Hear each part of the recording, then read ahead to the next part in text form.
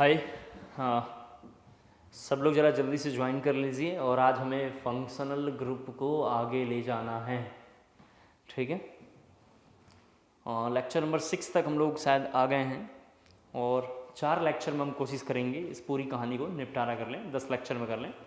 एक साल पीछे मैंने 12 लेक्चर में किया है, किसी बैच में 8 ही लेक्चर में कर दिया है। वो तो पढ़ने के ऊपर भी डिपेंड करता है कि कितने स्मार्ट लर्नर हैं आप। तो शुरू करते हैं, ठीक है। IUPAC naming of functional group हमारी मेन हेडिंग थी। अब एक एक करके उसके अंदर हम बहुत सारे हेडिंग बना के पढ़ेंगे। तो पहला आपका हेडिंग लिखना है आज की क्लास में, IUPAC naming of carboxylic acid. छोटा छोटा हेडिंग है, IUPAC naming of carboxylic acid. Functional group के अंदर बहुत सारे हेडिंग है, उसके बारे में जरा डिस्कस कर रहे हैं। आज कोशिश करेंगे कम से कम 4-5 हम लोग कर लें। उसमें कार्बोक्सिलिक एसिड ही सबसे ज़्यादा बड़ा है, तो लिखना है थोड़ा सा IUPAC naming of carboxylic acid. जरा देखें, इधर एक टेबल में जानबूझ के हर वक्त बनाऊंगा ताकि आप जो खा पी के बैठ गए हो तो आपको दिक्कत ना हो। इधर लिखा हुआ है फंक्शनल ग्रुप, इधर लिखा हुआ है सीनियर, जरा से देखो, या लिखा हुआ है सफिक्स। इधर सब बच्चे जानते हैं क्या लिखा हुआ है, जूनियर, या क्या लिखा हुआ है, प्रीफिक्स। सभी बच्चे देखें फंक्शनल ग्रुप कौन है, COOH। मैं ये टेबल हर बार बनाऊंगा, तब तक बनाऊंगा आपको पूरा कंटेंट जब तक याद ना हो जाए, ठीक है। COOH का जरा जाके देखिए, लिखा होगा ओइक एसिड। क्या लिखा होगा, ओइक एसिड। सभी बच्चे जरा से देख लें, ओइक एसिड। और क्या लिखा होगा, एक और नाम लिखा हुआ नहीं है लेकिन अब यहाँ पे लिखेंगे, जिसका नाम है कार्बोक्सिलिक एसिड। एक बार दोबारा बोलता हूँ, ये टेबल आपने कहाँ से बना रहे हैं सर, जो पिछले क्लास में हमने बनाया है ना, उसी बात को मैं हर बार लिखूंगा। कब तक लिखूंगा, जब तक आपको पूरा कंटेंट याद ना हो जाए या टॉपिक कंप्लीट ना हो जाए, तो ऐसा लिखूंगा। तो रूल नंबर 1 जरा से जल्दी से नोट कर लीजिए। 4-5 रूल लिख के सारे टॉपिक को कवर कर लेंगे। तो फर्स्ट रूल ये है, एक टेबल बना लेना है। ये टेबल आप सब बच्चे समझ गए होंगे कहाँ से आया होगा, पीछे हमने पढ़ लिया, उसी को लेके हमने ये बॉक्स एक बना लिया। क्लियर हो गया। चलिए दूसरा रूल, जब सब बच्चे यहाँ पे देखें, जब भी एसिड का नाम लिखते हैं तो लिखते हैं RCOOH। You know very well, R is the alkyl group, R is the alkyl group and the name, सभी बच्चे जरा सा देखें, इसका नाम होगा, इसका जब हम नाम लिखेंगे तो नाम क्या होता है, एल्केनोइक एसिड। नाम क्या होता है, एल्केनोइक एसिड। सभी बच्चे जानते हैं where alkane equal to R+C लेना है। इससे क्या लेना है, R+C लेना है। रूल नंबर 2 ये है। एक बार दोबारा बोलता हूँ, एक टेबल हमें याद रखना है। ये टेबल बहुत बहुत इंपॉर्टेंट है आपके लिए। मैंने लिख भी दिया था, C SAN A SAM CI Ekta Eid Taj annex, आप इसे याद रख लेंगे। दूसरा रूल क्या है, R एक एल्काइल ग्रुप है, जब किसी एसिड के साथ लिंक करके इसका नाम लिखेंगे तो पढ़ते हैं alkanoic acid. The complete name is the alkanoic acid where alkane equal to R+C, where alkane equal to R+C। हो गया। थर्ड पॉइंट लिखना है, एसिड जो ये लिखा हुआ है लिखना है, एसिड ब्रैकेट में लिखना है COOH is a terminating group.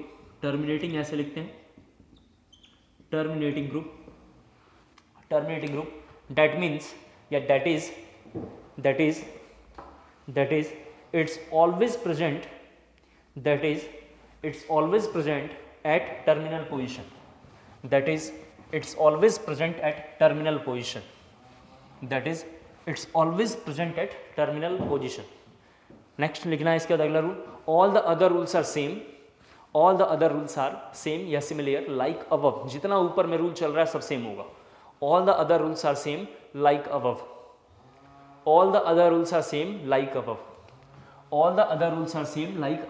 सभी बच्चे जरा सा एग्जाम्पल यहाँ नोट करें, देखें जरा सा, यहाँ एग्जाम्पल है, ठीक है। आप थोड़ा अच्छे से इसको नोट करना, ठीक है। ये 4 कार्बन हम बना लेते हैं और OH लगा दिया हमने, कोई दिक्कत आपको नहीं होनी चाहिए। देन थोड़ा अगला एग्जाम्पल बना लेते हैं इस तरीके का, थोड़ा ग्रुप्स भी हमें बढ़ाते रहना चाहिए। फिर सभी बच्चे जरा से देखें, एक ये एग्जाम्पल इंपॉर्टेंट है, मैंने थोड़ा इधर मार्क भी कर दिया है क्या क्या इंपॉर्टेंट है। ये थोड़ा कार्बन्स बना लेते हैं ताकि आपको दिक्कत ना हो, एक ही लिख देते हैं, ठीक है। सभी बच्चों ने लिख लिया। फर्स्ट के बारे में जरा डिस्कस करते हैं। पहले में कितने कार्बन है, 1। सर कार्बन कहाँ बच्चा बोलेगा, तो यहाँ लिखा हुआ R+C। सभी बच्चे देखें R+C, तो R+C एल्कीन है। R में तो कुछ है ही नहीं, C में 1 कार्बन है। कितना कार्बन है, 1 कार्बन है, तो टोटल कार्बन कितना हो गया, 1।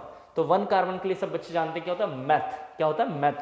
तो क्या लिखना चाहिए, methanoic acid. The first name क्या होगा, मैथेनोइक एसिड। जल्दी जरा कॉपी करें इसको, फर्स्ट का नाम है मैथेनोइक एसिड। सभी बच्चे थोड़ा दूसरे में देखें कितने कार्बन है टोटल, कितने कार्बन का मतलब क्या हुआ R plus C, and the R plus C क्या है नथिंग, इतना। कितने कार्बन हो गए 2, 2 कार्बन के लिए क्या लिखेंगे एथ, तो क्या लिखेंगे एथेनोइक एसिड। 2 कार्बन का क्या नाम है एथ, और एथ का मतलब सब बच्चे जानते हैं क्या होता है एथेनोइक एसिड, एथ का मतलब ethanoic acid.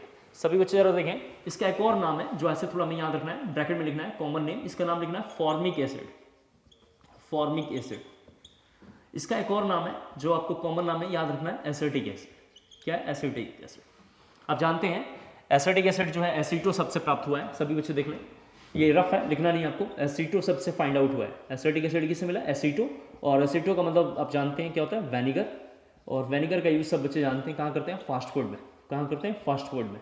Haryana and Punjab, आपको मैं बताने की कोशिश करूंगा, हरियाणा एंड पंजाब जो है सबसे ज़्यादा गन्ने की खेती करता है, यानी सबसे ज़्यादा वेनिगर मैन्युफैक्चर करता है, सबसे ज़्यादा वेनिगर मैन्युफैक्चर करता है।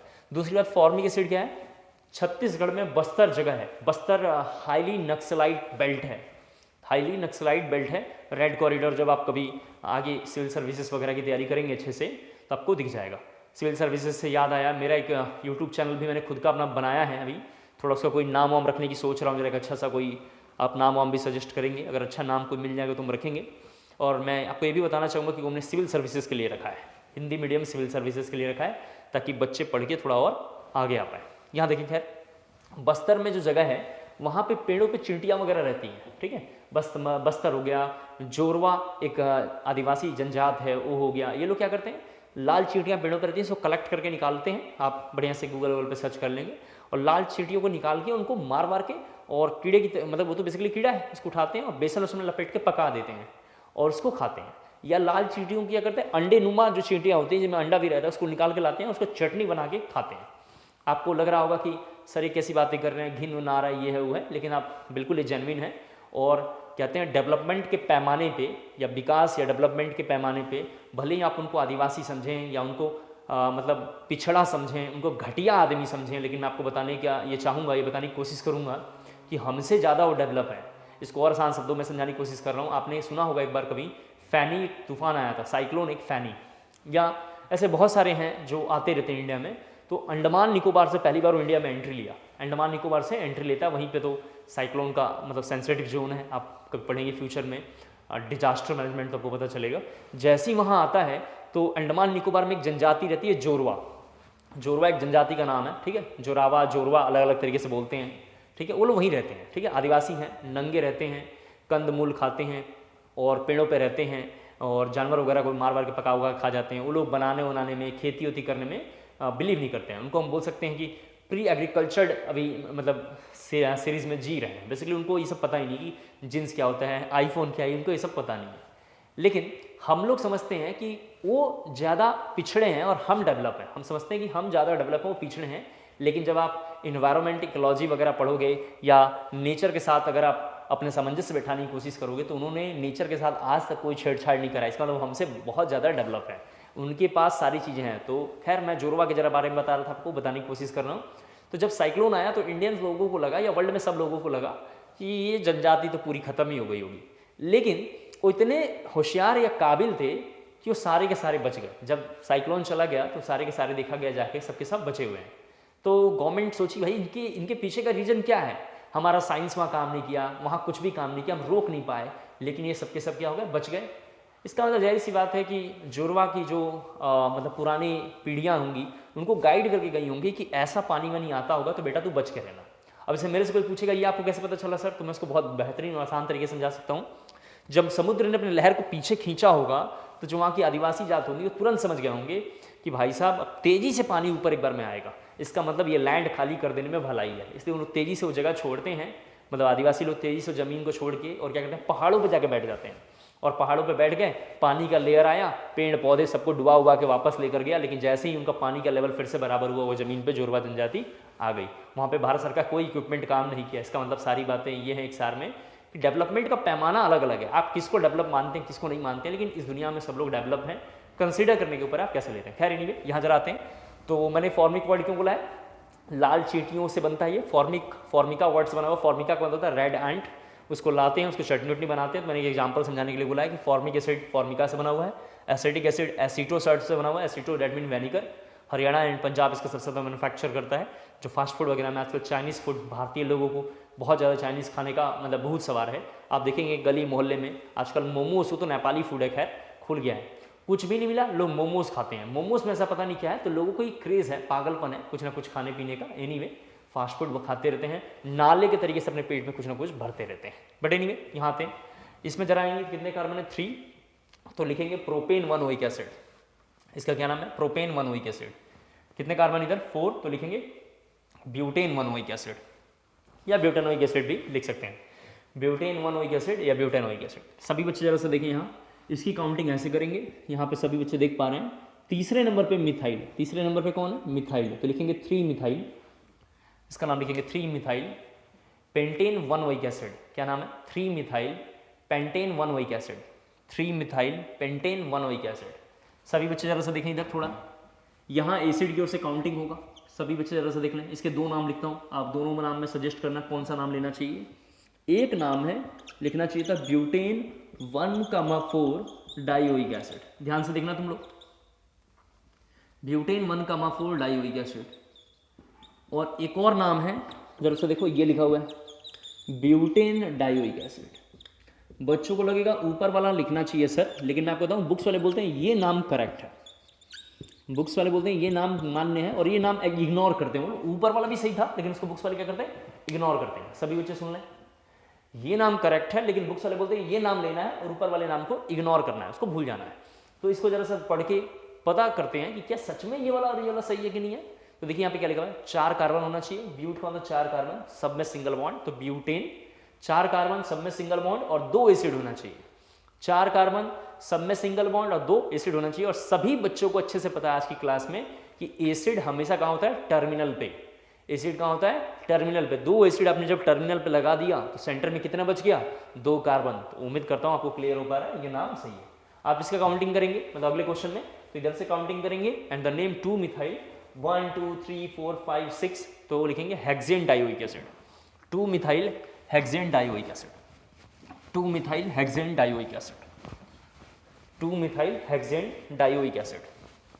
क्लियर हो गया होगा। चलिए थोड़ा सा और डिफिकल्ट एग्जांपल की ओर चलते हैं। अगला रूल जरा सा देखें सभी बच्चे, क्या है अगला रूल? है अ स्पेशल नेम। सभी बच्चे जरा सा देखें, अ स्पेशल नेम क्या होता है, इसके बारे में थोड़ा बात करते हैं। आपके कई मित्र कुछ ना कुछ स्पेशल नाम किसी का रख देते हैं, जैसे कई टीचर का बिगाड़ देते हैं, कई बच्चों का बिगाड़ देते हैं, मोहल्ले वाले भी बिगाड़ देते हैं, तो उसको बोलेंगे स्पेशल नेम। स्पेशल नेम किसके लिए होता है यूज? जरा सभी बच्चे देखें, स्पेशल नेम किसके लिए यूज होगा? ठीक है, या तो ग्रुप और टर्मिनेटिंग होनी चाहिए। स्पेशल नेम टर्मिनेटिंग के लिए यूज करते हैं। किसके लिए यूज करते हैं? टर्मिनेटिंग। टर्मिनेटिंग ग्रुप हो, जरा देख लें, टर्मिनेटिंग ग्रुप हो, सभी बच्चे जरा सा देख लें। या ऐसा कोई ग्रुप लेना है जिसमें R+C आए, एक ऐसा ग्रुप लेना है जिसमें R+C आए। टर्मिनेटिंग ग्रुप सर कौन कौन सा होता है, ये हम लोग धीरे धीरे पढ़ लेंगे। अभी हम एसिड के बारे में बस बात करेंगे, तो एसिड के बारे में देखेंगे क्या करना है, ये कहाँ यूज करना है। ठीक है, व्हेन लिख देता हूं, ये कब यूज करना है सभी बच्चे यहाँ पे समझ पाए, जब कोई टर्मिनेटिंग ग्रुप आएगा। क्या एसिड एक टर्मिनेटिंग ग्रुप है? जी है। कैसे पता चला सर एसिड एक टर्मिनेटिंग ग्रुप है? 2 रीजन है, पहला तो मैंने लिखवा दिया है, दूसरा सारे एग्जांपल्स में देख लीजिए एसिड हमेशा टर्मिनल में होगा, बीच में कभी नहीं आया होगा। एसिड बीच में आ रहा है क्या? नहीं। एसिड क्या है? टर्मिनेटिंग है। टर्मिनेटिंग को ब्रह्मा जी ने वरदान दिया है, ध्यान से सुन लें जरा से एक और बात। टर्मिनेटिंग को वरदान है कि जहां होगा खुद की काउंटिंग वहां से 1 करवाएगा। टर्मिनेटिंग को क्या वरदान है? खुद की काउंटिंग वहां से 1 करवाएगा। सभी बच्चे सुन लें, टर्मिनेटिंग की पहचान है R+C उसमें होता होगा। एसिड में R+C हुआ है? बिल्कुल हुआ है। टर्मिनेटिंग है? बिल्कुल है, क्योंकि टर्मिनल पे है। और काउंटिंग किसी भी एग्जांपल में देख लीजिए एसिड से शुरू हुआ है। आपने जब इसकी काउंटिंग करी थी इस बार, तो आप ध्यान से देखिए ऐसे हो रहा है। अब ध्यान से देखिए एसिड की ओर से काउंटिंग हो रहा है, तो सभी बच्चे समझ पा रहे हैं क्या होगा? एसिड की ओर से काउंटिंग होगा। अब जब स्पेशल नेम यूज करेंगे तो स्पेशल नेम मतलब ये हो गया। और कहाँ यूज करेंगे? दूसरा पॉइंट वेयर, जरा से देख लें, वेयर व्हेन हमने लिख दिया कि कहाँ कब यूज करना है और कहाँ यूज करना है। जब भी कोई, जरा देखें यहाँ पे, जब भी कोई फंक्शनल ग्रुप, यहां से पीछे देखें, जब भी कोई functional group that mean terminating functional group, terminating FG repeated, क्या हो? रिपीटेड यानी बार बार है, repeated more than 2 times, more than 2 times, 2 बार से ज़्यादा क्या हो, रिपीटेड हो। या जरा से देखें, पहला तो ये है, दूसरा क्या हो, direct link with ring, direct link with ring, direct link with ring, ring के साथ डायरेक्ट लिंक हो या क्या हो, रिपीटेड हो, रिंग के साथ क्या हो, डायरेक्ट लिंक हो या रिपीटेड हो। सभी बच्चे जरा इसको नोट कर लें, डायरेक्ट लिंक विद रिंग या क्या हो, रिपीटेड हो। तो ऐसे वाले केस में हम क्या लगेंगे, स्पेशल नेम लगाएंगे। एक बार जरा दोबारा देख लें, कब यूज करना है, जब टर्मिनेटिंग ग्रुप के साथ हो लिंक या R+C के साथ हो, एक ही बात होता है दोनों। कहाँ यूज करना है, जब रिपीटेड ग्रुप्स हो, repeated functional group, repeated functional group, that mean more than 2 times, 2 से ज्यादा बार अगर आता हुआ तो हम रिपीटेड बोलेंगे। और direct link with ring, direct link with ring. फिर अब एसिड के लिए क्या करेंगे, जरा सा देखो इधर, इसका आईयूपीएसी नाम कैसे लिखेंगे, तो इसका आईयूपीएसी नाम लिखते हैं एल्केन।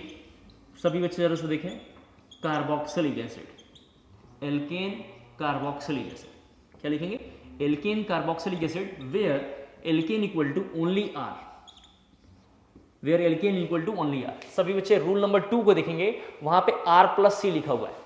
सभी बच्चे जरा से उसे कंपेयर करना, थोड़ा याद नहीं रहेगा, वहां पे R+C लिखा हुआ है। R+C क्यों लिखा हुआ है सर, क्योंकि वो ओपन चेन है। कैसा है, ओपन चेन है। क्या वहां स्पेशल नेम लगेगा, नहीं लगेगा। स्पेशल नेम कहां लगेगा, जब रिपीटेड फंक्शनल ग्रुप हो, डायरेक्ट रिंग के साथ लिंक हो। क्या रिंग के साथ लिंक है, नहीं। क्या रिपीटेड फंक्शनल ग्रुप है, नहीं। कोई बच्चा बोलेगा सर लास्ट वाले क्वेश्चन में तो 2 एसिड आ गए हैं। सभी बच्चे जानते हैं 2 से ज्यादा एसिड अगर आते हैं तब रिपीटेड बोलेंगे। क्या बोलेंगे, रिपीटेड बोलेंगे। जब रिपीटेड फंक्शनल ग्रुप आए या मोर देन 3 टाइम्स, 2 टाइम्स से अधिक अगर आता हो तो इसको हम ये बोलेंगे। दूसरी बात, रिंग के साथ डायरेक्ट लिंक हो, रिंग के साथ डायरेक्ट लिंक हो तो इसमें स्पेशल नेम लगेगा। एंड द स्पेशल नेम क्या है, एल्केन कार्बोक्सिलिक एसिड। किसके लिए, केवल और केवल एसिड के लिए। अगले के लिए फिर दूसरा रूल, अगले के लिए फिर दूसरा रूल। अभी एल्केन कार्बोक्सिलिक एसिड इसका नाम है। सभी बच्चों को क्लियर हो पा रहा है, alkane that mean only R। Special name में केवल R लेना है, स्पेशल नेम में केवल R लेना है। और सभी बच्चे जानते हैं नॉर्मल नेम में R+C लेना है। मैं जरा यहाँ पे 3-4 एग्जांपल समझाता हूँ क्यों लेना है R। यहाँ जरा देखें सभी बच्चे, जरा सा इस एग्जांपल को नोट करना है आपको थोड़ा सा। ये COOH, यहाँ पे COOH लिखा हुआ है। आपके लिए एक फेवरेट एग्जांपल थोड़ा इधर लिख देता हूँ, जिनको जिनको मैं बताऊंगा वो देख लेना, बाकी आपको करना है। यहाँ देखें, यहाँ थोड़ा सभी बच्चे देख,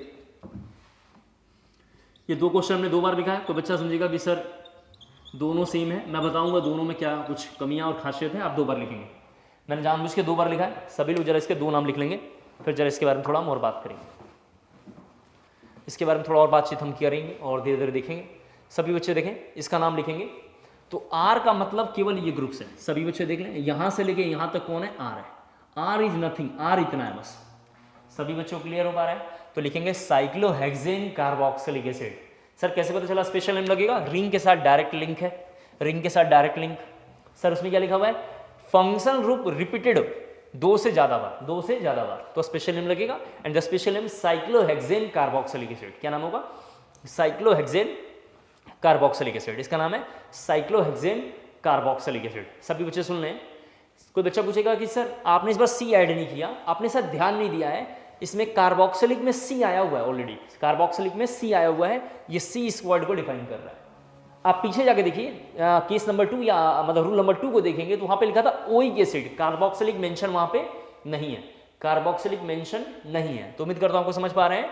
एल्केन कार्बोक्सिलिक एसिड लिखेंगे, जैसे इसका नाम लिखेंगे cyclohexane 1,2, cyclohexane 1,2 di carboxylic acid, cyclohexane 1,2 di carboxylic acid, cyclohexane 1,2 di carboxylic acid, cyclohexane 1,2 di carboxylic acid. इसका नाम आप लिख लेंगे साइक्लोपेंटेन 1 कार्बोक्सिलिक एसिड इसका नाम था, जो आसान है आप जानते हैं, कर लेंगे।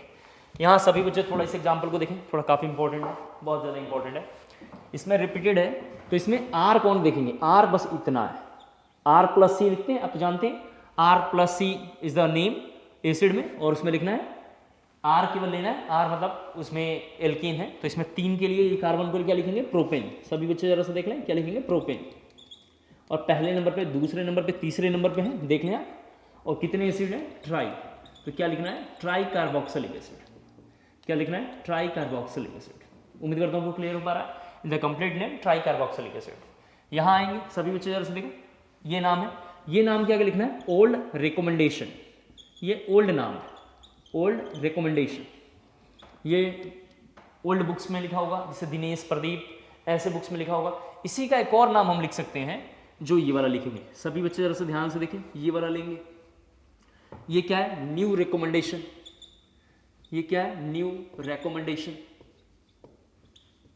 नए तरीके से, दोनों क्वेश्चन सेम है, लिखने का नाम अलग अलग है। आप ये भी नाम लिख दोगे तब भी ठीक है, जो नया नाम बताऊंगा ये भी लिख दोगे तब भी ठीक है। सभी बच्चे सुन लें, ओल्ड रिकमेंडेशन ये है, आप ये लिख दो तब भी ठीक है, आप जो भी नाम लिखूंगा वो भी लिख दोगे तब भी ठीक है।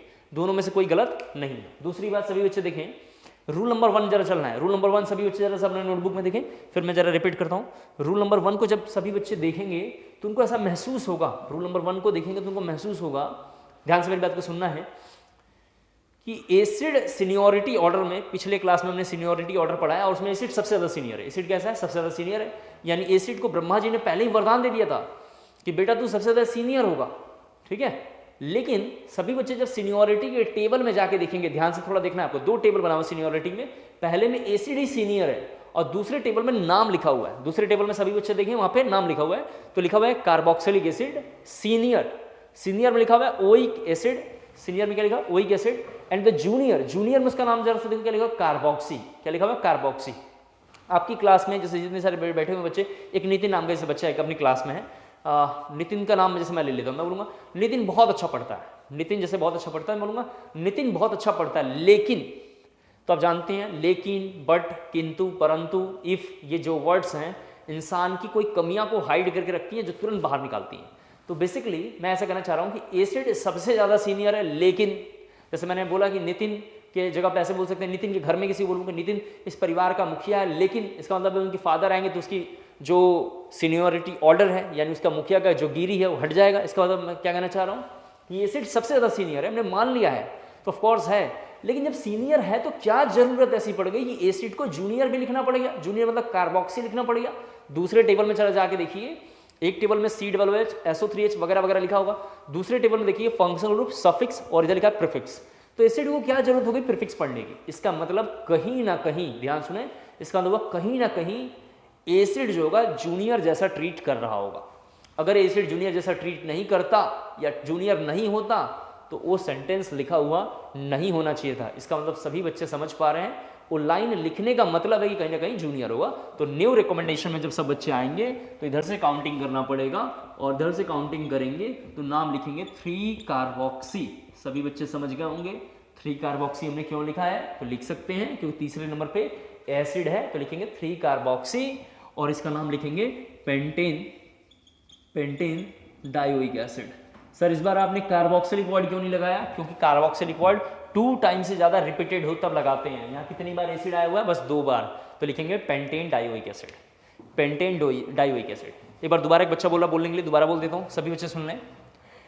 ये एक नाम है जो ओल्ड मेथड है, ये भी ठीक है और ये नाम भी ठीक है। बस मैं आपसे बात कहना चाह रहा हूँ कि एसिड सबसे ज्यादा सीनियर है, तो एसिड सीनियर है, आपने बोला, हमने मान लिया, हमने बनाया, आपने मान लिया, लेकिन एसिड का जूनियर में कार्बोक्सी नाम लिखने का जरूरत क्या है? तब अगर आपने वहां जूनियर लिखा है कार्बोक्सी, इसका मतलब एसिड कहीं ना कहीं जूनियर जैसा ट्रीट कर रहा होगा, तो ट्रीट हम ऐसे कराएंगे। तो तीसरे नंबर पे कार्बोक्सी और 5 कार्बन है तो पेंटेन, वहां पे 2 बार से ज्यादा रिपीटेड होगा तब, लेकिन 2 ही बार है तो पेंटेन डायोइक एसिड लिखेंगे।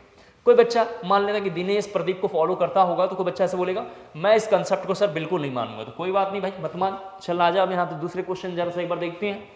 अब जैसे ही ये क्वेश्चन आया, सभी बच्चे जरा सा देखो तुम लोग, अब जैसे ही ये क्वेश्चन आया और इसका मैं आपसे बोलूं कि आईयूपीएससी नाम लिखना है, तो इसका आईयूपीएससी नाम आप नहीं लिख पाएंगे, इसका आईयूपीएससी नाम नहीं लिख पाएंगे। अब सभी बच्चों को पता है कि इसमें सीनियोरिटी के लिए ये रूल लेना पड़ेगा, जरा देखिए कौन सा, न्यू रिकमेंडेशन लेना पड़ेगा। ये वाले न्यू रिकमेंडेशन को लेंगे तो इधर से हम काउंटिंग करते हुए आएंगे और इसका नाम लिखेंगे 3 कार्बोक्सी मिथाइल। सभी बच्चे अच्छे से देख लें, क्या लिखेंगे?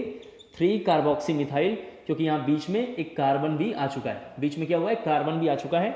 इसका मतलब मैं आपसे कहना चाह रहा हूं कि अगर आपने न्यू रिकमेंडेशन को छोड़ दिया, नहीं पढ़ा, उसको एज्यूम नहीं किया, तो ये आंसर क्या होगा? गलत हो जाएगा। लेकिन स्कूल वाले इसको नहीं पढ़ाएंगे, स्कूल वालों के लिए तो माँ कसम सब कुछ दिनेश, प्रदीप और मॉडर्न एबीसी है।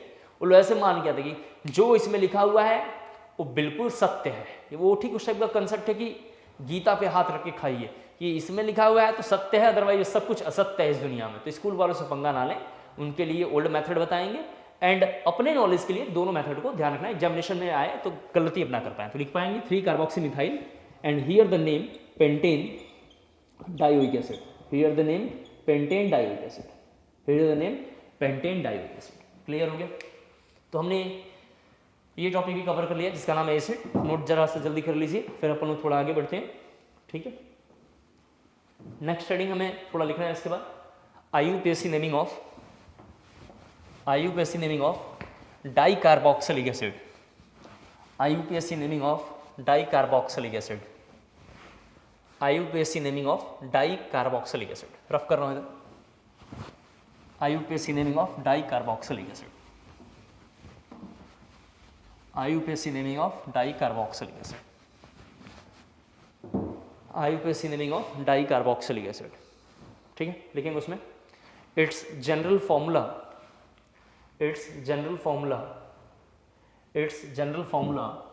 COOH CH2 का power N COOH, where N equal to 0 to, कुछ भी ले सकते हैं लेकिन हम 0 to 6 लेंगे। ठीक है, हम ये केवल देखेंगे 0 to 6, बहुत इंपॉर्टेंट है। ठीक है, 0 to 6 हम लेके देखेंगे, कुछ भी ले सकते हैं लेकिन 0 to 6 हम पढ़ेंगे क्योंकि हमारे कोर्स में सबसे ज़्यादा यही आएगा। ये क्लास 12 का सेगमेंट है, लेकिन आप तो जानते हैं मैंने ऑर्गेनिक स्टार्टिंग में बताया कि 11 12 अलग नहीं पढ़ा जा सकता है, तो इसके बारे में थोड़ा लिखेंगे। ठीक है, आप सभी बच्चे आ जाए। It's general formula COOH CH2 and COOH। आपको क्या करना है, 3 कॉलम बनाना है, थोड़ा बना लें जल्दी से। इधर लिखना है GF, गर्लफ्रेंड नहीं, जनरल फॉर्मूला। ठीक है, जनरल फॉर्मूला लिखा हुआ है, इधर देखें। इधर लिखना है common name that is CN, हम गुणा करेंगे इसे, और हियर द IUPAC। चलिए, इस फॉर्मूले में मैं N के जगह पे 0 रखता हूँ। मैं पहले इसको समझाऊंगा, फिर इसको समझाऊंगा, फिर इसको समझाऊंगा। सभी बच्चे देख लें एक एक करके। उसमें N के जगह पे 0 रख दोगे तो क्या बनेगा COOH, और क्या बनेगा COOH। आप एक एक लाइन छोड़ छोड़ के लिखना। ठीक है, एक लाइन इसके बाद फिर एक लाइन ऐसे करके छोड़ना, ताकि इधर हम नाम भी लिख लेंगे। तो COOH आ गया। N के जगह पे किसी बच्चे ने 1 लिया तो क्या बनेगा COOH CH2, और क्या बनेगा COOH। सभी बच्चे देख लें।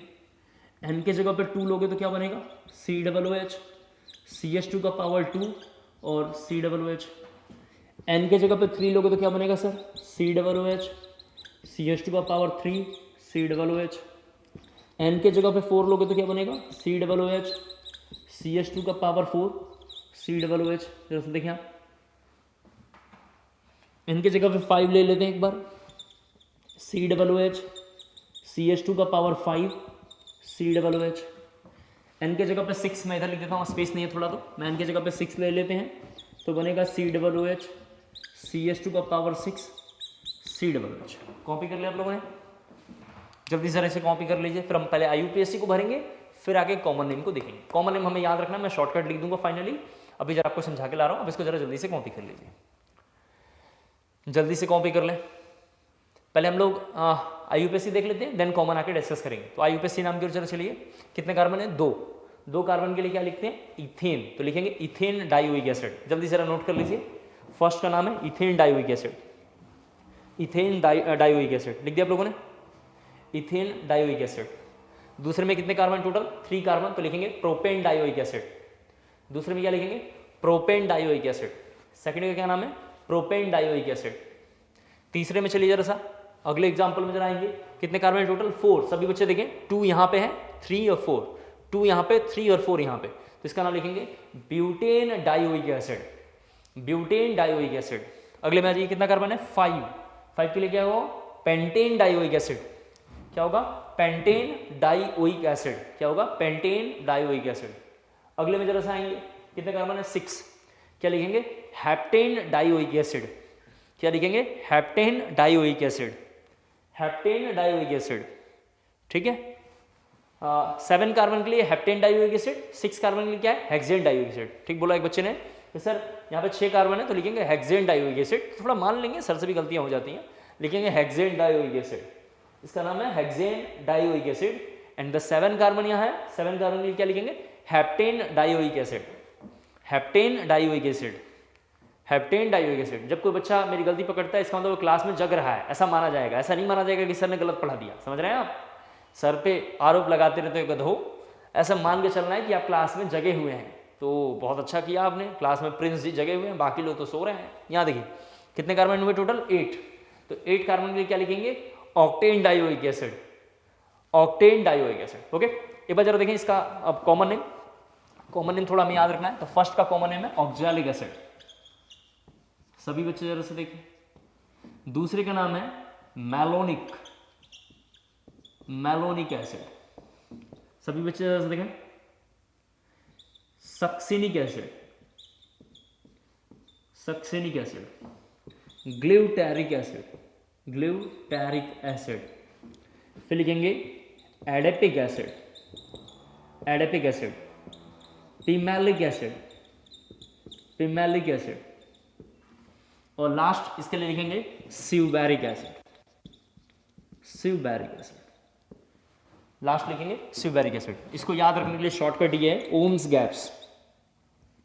सभी बच्चे देख लें, in the shortcut OMS gaps, in the shortcut OMS gaps. ये देखिए OMSGAP और S, ओम्स गैप्स। सभी बच्चे देख सकते हैं, फर्स्ट लेटर एक एक करके उठाया हुआ है, एक फॉर्मूला बनाया हुआ है, जिस फॉर्मूले का नाम है ओम्स गैप्स, जिस फॉर्मूले का नाम है ओम्स गैप्स। कर लेंगे साथ हमारे हिसाब से सभी बच्चे, कोई डाउट नहीं आना चाहिए। देख लीजिए जल्दी से, ठीक है। नेक्स्ट स्टडी लिखेंगे थोड़ा सा, आईयूपीएससी naming of alcohol, आईयूपीएससी naming of alcohol, आईयूपीएससी naming of alcohol. सभी बच्चे जरा नोट कर लें एक बार, आईयूपीएससी नेमिंग ऑफ एल्कोहल। पहला रूल इसमें लिखना है, फर्स्ट रूल तो यही लिख लो, थोड़ा सा टेबल पहले बनाना है। तो टेबल जरा चलते हैं, टेबल जरा इधर ड्रॉ कर लेते हैं एक बार पहले। तो फर्स्ट रूल क्या है? टेबल है आईयूपीएससी नेमिंग ऑफ एल्कोहल में। सभी बच्चे जरा से देखें, यहाँ लिखना है फंक्शनल ग्रुप,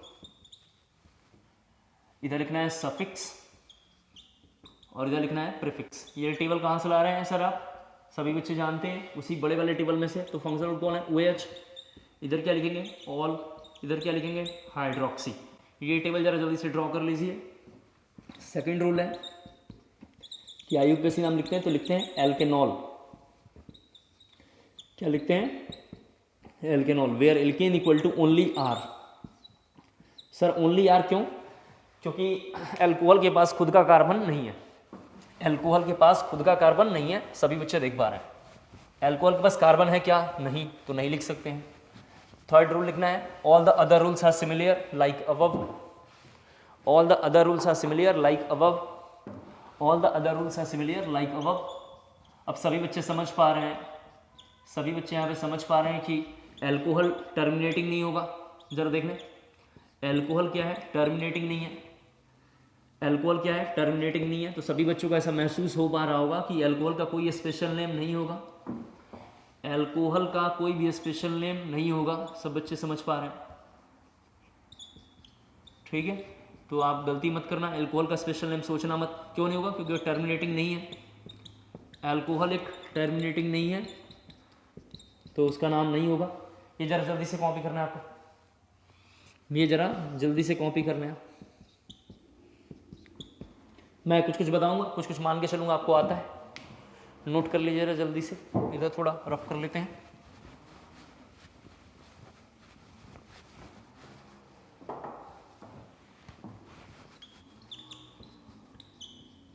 मैं एक एक करके बोल दूंगा, आप देख लेना। सभी बच्चे जरा नोट कर लें एक बार, एक जगह सब नोट कर लिया जाए, फिर जरा इसके बारे में थोड़ा और अपन लोग बात करेंगे। हाँ ठीक है, यहाँ पर लिख देता हूँ OH, COOH। देन थोड़ा और डिफिकल्ट एग्जाम्पल सोचने के लिए आप एक ये भी लिख लो। चलो आ जाओ, ये नोट कर लें जरा जल्दी से, बार आप नोट कर लीजिए, फिर थोड़ा इसके बारे में बोल देता हूँ, आप देख लेंगे। जो आता होगा ठीक है, नहीं तो फिर काम कर लिया जाएगा। एक और नाम लिख देते हैं, एक ये भी लिख देता हूँ क्वेश्चन, आप थोड़ा गैप दे दे के लिखना। और एक ये लिख दिया। चलिए, फर्स्ट में कितना कार्बन है? एक। तो फर्स्ट का नाम होगा मेथनॉल। जल्दी जल्दी लिखिए, थोड़ा नाम आसान है। फर्स्ट का नाम मेथनॉल, फर्स्ट का क्या नाम है? मेथनॉल।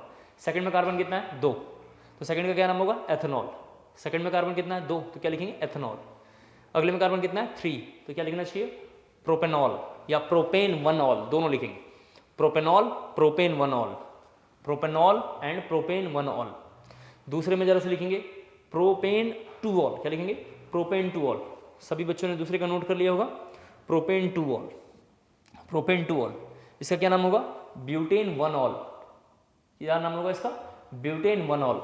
सभी बच्चों ने नोट कर लिया ब्यूटेन 1 ऑल। यहाँ जरा देखें इसमें कितने कार्बन है 3 कार्बन टोटल, सभी बच्चे देखें यहाँ पे कितना कार्बन है 3 कार्बन है, तो 3 कार्बन के लिए क्या नाम होगा इसका प्रोपेन 1,3 डाइऑल। इसका नाम है प्रोपेन 1,3 डाइऑल। सभी बच्चे नोट कर लें प्रोपेन 1,3 डाइऑल। इसका क्या नाम होगा इथेन 1,2 डाइऑल, इथेन 1,2 डाइऑल। इसी का एक और कॉमन नाम है, कॉमन नाम आपको याद रखना है, कॉमन नाम ब्रैकेट में लिखना है इथाइलिन ग्लाइकॉल, इथाइलिन ग्लाइकॉल। ये क्या है कॉमन नेम है, CN लिख देता हूँ, कॉमन नेम है, आपको याद रखना है, कॉमन नेम याद रखना है आपको इथाइलिन ग्लाइकॉल। इसका क्या नाम होगा सभी बच्चे देखें प्रोपेन 1,2,3, प्रोपेन 1,2,3 ट्राइऑल, प्रोपेन 1,2,3 ट्राइऑल। इसका नाम है ग्लिसरॉल, ग्लिसरॉल। सभी बच्चे जानते हैं जो ग्लिसरॉल है इसी ग्लिसरीन से बना हुआ होगा। ग्लिसरीन फिल्म में बॉलीवुड इंडस्ट्री में या किसी फिल्म में आंखों में लगाते हैं, और जब कोई सैडनेस मूवमेंट आता है तो उसमें रो होकर दिखाते हैं, इमोशनल अत्याचार करते हैं आसान शब्दों में, तो ग्लिसरीन वगैरह लगाते हैं, उसी में ग्लिसरॉल बनाया हुआ है ग्लिसरॉल। ये लिख लेंगे आप ब्यूटेन 1,3 डाइऑल, आसान है, क्या नाम है इसका ब्यूटेन 1,3 डाइऑल। इथेनॉल के बारे में जरा एक बार बोल दूं, इसके बारे में लिखना है थोड़ा, कहीं पे छोटा सा नहीं लिखना, इट्स अ नॉन लिखना है इसमें थोड़ा, it's a not poisonous gas, sorry it's a not poisonous alcohol, इसमें लिखना है it's a not poisonous alcohol. आपने जितने लोगों को दारू वारू पीते देखा होगा, ठीक है, वो बेसिकली इथेनॉल ही कंज्यूम करते हैं, क्या करते हैं इथेनॉल कंज्यूम करते हैं। दारू पीने वालों की 2-3 खास बात है, हमने ऐसा देखा है, और हम तो ऐसे पीते होते नहीं हैं, हमारी कोई फ्रेंड्स मेरे पीते हैं तो मैंने उनको देखा है, जो लोग अल्कोहल कंज्यूम करते हैं वो हिंदी अगर बोल रहे हैं तो दारू लेते ही इंग्लिश बोलना शुरू कर देंगे, और कोई मदर टंग बोल रहे हैं जैसे भोजपुरी या मैथिली या कोई पंजाबी कोई भी लैंग्वेज बोल रहे हैं, जैसे ही अल्कोहल लेंगे हिंदी बोलना शुरू कर देते हैं। तो हिंदी बोलेगा मतलब रूरल एरिया से अल्कोहल कंज्यूम करेगा तो हिंदी, अल्कोहल कंज्यूम करेगा तो इंग्लिश भी बोलने लगता है। ये दारू की पहली खासियत है। दूसरा, मुझे ऐसा लगता है कि दारू जो है बेसिकली जहाँ कोल्ड एरिया है, जैसे रसिया के इलाकों के लिए बना हुआ है, रसिया में बहुत ठंडा पड़ता है, औरंगबर्ग इलाके में तो मेरे 2-3 स्टूडेंट पढ़ते हैं, और एक सृष्टि अग्रवाल और 2-3 लड़के लड़कियाँ और पढ़ते थे। सृष्टि से तो मैं हमेशा कांटेक्ट में रहता हूँ, तो थोड़ा बताने की कोशिश कर रहा हूँ आपको। बच्चे बताते हैं वहाँ से कि क्लासों में सैम्पियन भी लेके जाते हैं, और ड्यूरिंग द लेक्चर पानी की जगह पर सैम्पियन कंज्यूम करते हैं, और बहुत कम नहाते हैं क्योंकि -60 वहाँ टेम्परेचर रहता है। जब इंडिया में टेम्परेचर आप ये समझ लें कि 13-14 डिग्री रहता है, 13 डिग्री 14 डिग्री 15 डिग्री रहता है, तो वहाँ -60 तक चला जाता है। और जब हमारे यहाँ 48 तक आता है तो उनके यहाँ टेम्परेचर 0 डिग्री से 5 डिग्री के बीच में रहता है। इस बात से समझ में आ रहा है कि वहाँ बहुत ठंडा है, तो वहाँ अल्कोहल कंज्यूम करना तो नेसेसरी है, वरना वो सर्वाइव नहीं कर पाएंगे। लेकिन इंडिया में इतना टेम्परेचर होने के बावजूद भी लोग अल्कोहल कंज्यूम करते रहते हैं, और जो लोग बड़े अमीर हैं या जो लोग मिडिल क्लास में हैं, अपर मिडिल क्लास में, उनके घरों में एसी लगा हुआ है, तो पी पा के आते हैं, और दारू की कह लो कमी या खासियत ब्लड सर्कुलेशन को इतना फास्ट कर देता है, इतना फास्ट कर देता है कि इंसान को, मैं आपको बताऊं, इतना फास्ट कर देता है कि इंसान को गर्मी लगने लगती है, बहुत ज़्यादा क्या होता है गर्मी होता है, और तुरंत उसको बेड चाहिए, तुरंत उसको बेड चाहिए, और जैसे इसको बेड मिलता है घोड़ा बेच के सोता है। लेकिन जो रिक्शा चालक हैं, जो गरीब हैं, वो क्या करते हैं, दारू पीते ही बॉडी तो तुरंत कूलिंग कर्व मांगेगी, क्योंकि बॉडी बहुत हीट हो गई है। ठंडा करने के लिए बेचारे देखना आप, बेचारे पी पा के नाले वाले में गिरे रहते हैं, और अपनी बॉडी को तुरंत क्या करते हैं, वहाँ कूलिंग कर्व पे मेंटेन करते हैं। दूसरी बात, दारू पीने वालों के लोगों की पहचान आप कैसे करेंगे, तो 3 पहचान है। पहला, ब्लड प्रेशर उसका हाई रहता होगा, शॉर्ट टेम्पर्ड होगा, और बहुत ज़्यादा उसको माथे से पसीना वसीना होता होगा। एक ऐसा सिम्टम्स दिखा गया है, बहुत ज़्यादा उसका पेट निकल गया होगा एक्स्ट्रा, ये सब दारू वालों के सिम्टम्स हैं, ठीक है। और ऐसा नहीं पीने वालों को भी होते हैं, लेकिन दारू वालों में ये ऐसा कॉमन सेंस आपको दिख जाएगा। चेहरे पे थिकनेस आ जाएगी, मतलब कह सकते हैं एक तरीके से कि आप जो मासूमियत वाला चेहरा है वो थोड़ा सा सूख जाता होगा। बट नहीं, आप कभी कंज्यूम ना करें, मेरा सजेशन है, दूर रहें उससे, बहुत गलत चीज़ है। दारू पीने वालों को बारे में आपको बताऊं कि जैसे ही दारू अंदर जाता है, इंसान की सच्चाई बाहर आ जाती है। तो दारू, अगर कोई इमोशन या कोई बहुत इंपॉर्टेंट बात आपने छुपा के रखा है तो बिल्कुल ना पिए। यहाँ आ जाए, देखें, इसका नाम लिखना है तो लिखेंगे साइक्लोहेक्सेन-1-ऑल। इसका क्या नाम है, साइक्लोहेक्सेन-1-ऑल, साइक्लोहेक्सेन-1-ऑल। इसका नाम जरा से लिखेंगे साइक्लोहेक्स 1-in-1-ऑल, साइक्लोहेक्सीन-1-ऑल या साइक्लोहेक्स 1-in-1-ऑल, साइक्लोहेक्स 1-in-1-ऑल।